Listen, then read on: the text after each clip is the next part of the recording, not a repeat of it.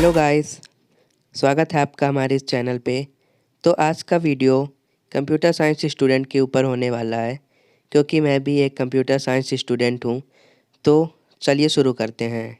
क्या आप इंजीनियरिंग कर रहे हैं और इंजीनियरिंग में सब बीटेक ही लेते हैं?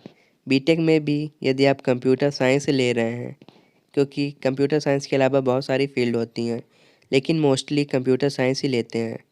तो कंप्यूटर साइंस है जो रिलेटेड टॉप जॉब है, जो कि software developer, web developer, UX designer, ethical hacker, AI engineer, information security analyst, बहुत सारी जॉब होती हैं।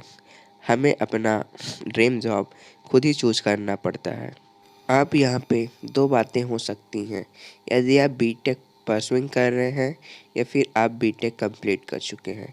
यदि आप बीटेक कंप्लीट कर चुके हैं तो आपको प्रोसीजर पता होगा, लेकिन यदि आप बीटेक परसुइंग कर रहे हैं तो मैं बता दूं कि बीटेक अब यदि मैं बात करूं कि यदि आप बीटेक परसुइंग कर रहे हैं तो आप बीटेक से दो तरह से जॉब कर सकते हैं।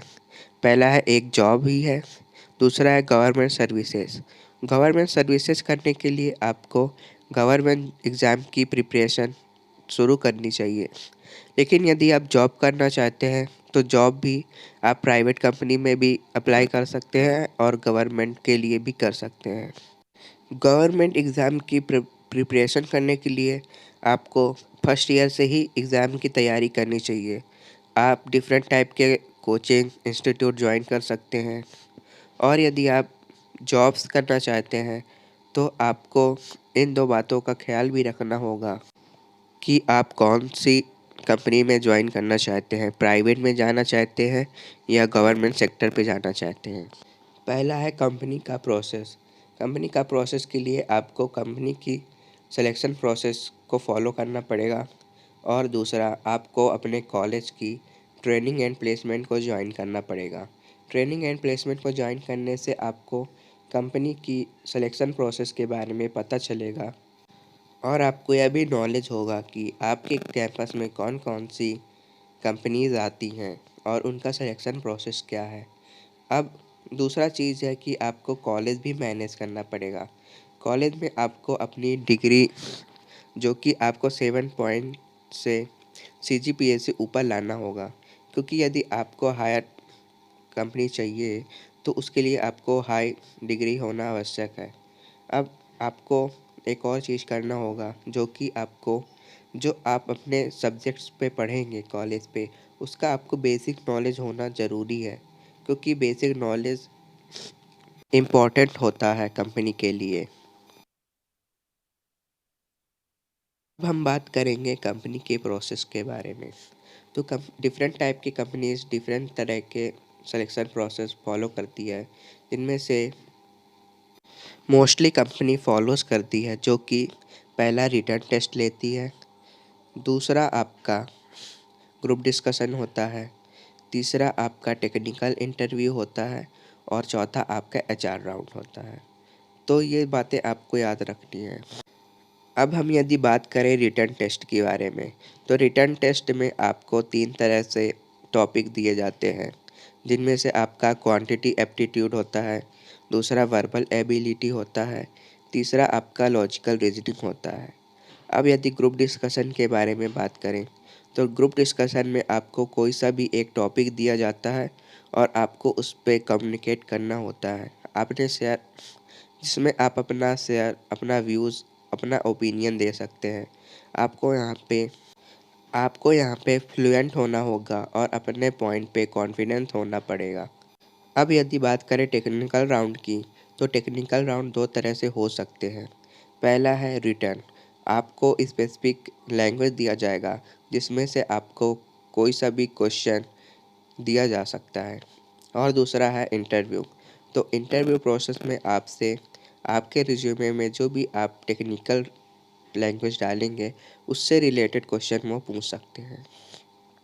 एचआर राउंड में आपको आप हाई लेवल जनरल क्वेश्चन अपने बारे में या फिर कंपनी के बारे में पूछ सकते हैं, तो आपको यहाँ पे प्रिपेयर होना पड़ेगा।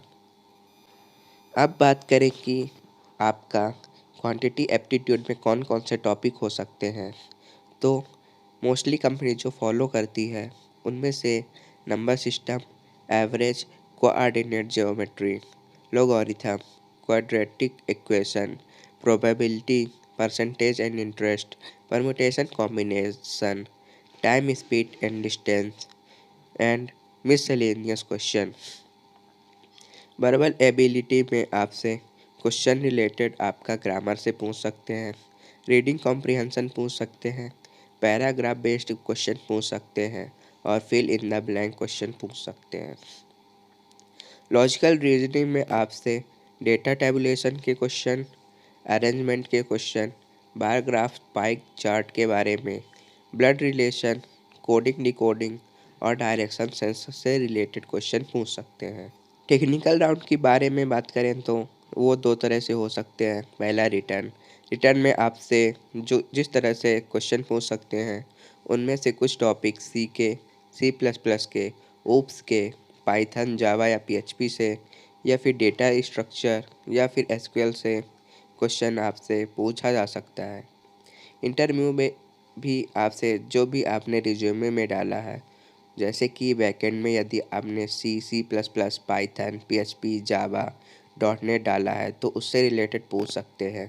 तो आपको इन सभी का बेसिक्स नॉलेज होना चाहिए। इंटरव्यू प्रिपरेशन के लिए आप हमारे चैनल के प्लेलिस्ट पे जा सकते हैं। यदि आप कॉलेज स्टूडेंट हैं और आप फर्स्ट ईयर में हैं तो आपको सी और इंग्लिश कम्युनिकेशन सीखना बहुत ही ज़्यादा इम्पोर्टेंट है। और यदि आप सेकेंड ईयर में हैं तो आपको सी, इंग्लिश कम्युनिकेशन के साथ साथ एप्टी इंग्लिश रीजनिंग और कोई सा भी एक लैंग्वेज जिसमें आपको नॉलेज हो उसको आप ले सकते हैं। थर्ड ईयर में आपको कोई सा भी एक डेटाबेस सीखना है और आपको कोई सा भी प्रोजेक्ट बनानी है। जितने ज़्यादा आप प्रोजेक्ट बनाएंगे और एक्सप्लेन करेंगे उतनी ही ज़्यादा आपको कंपनी में सेलेक्ट होने का चांस मिलेगा।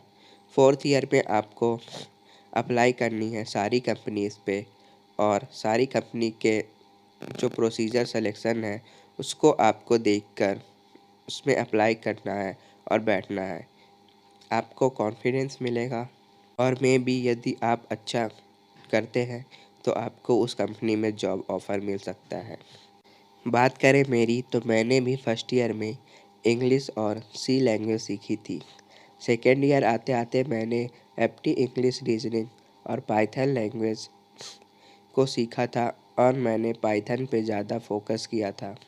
थर्ड ईयर आते आते मैं एसक्यूएल डेटाबेस सीखा और मैंने प्रोजेक्ट बनाया। मैंने एक माइनर प्रोजेक्ट और एक मेजर प्रोजेक्ट बनाया था। अब मैं कंपनी पे अप्लाई कर रहा हूँ। आई हैव जिनमें से एक मेरे पास एक का ऑफ़र है और दूसरे पे मेरा इंटरव्यू प्रोसेस है। बात करें मेरे पहले इंटरव्यू की तो वो कुछ अच्छा नहीं गया था, बट उसमें से मुझे कॉन्फिडेंट मिला था और दूसरे कंपनी पे मेरा सिलेक्शन हो गया। अब यदि आपको यह वीडियो पसंद आया होगा या फिर आपको नॉलेजेबल लगा होगा, then please share this video to your friend और subscribe for more videos. Thank you for watching. Bye bye.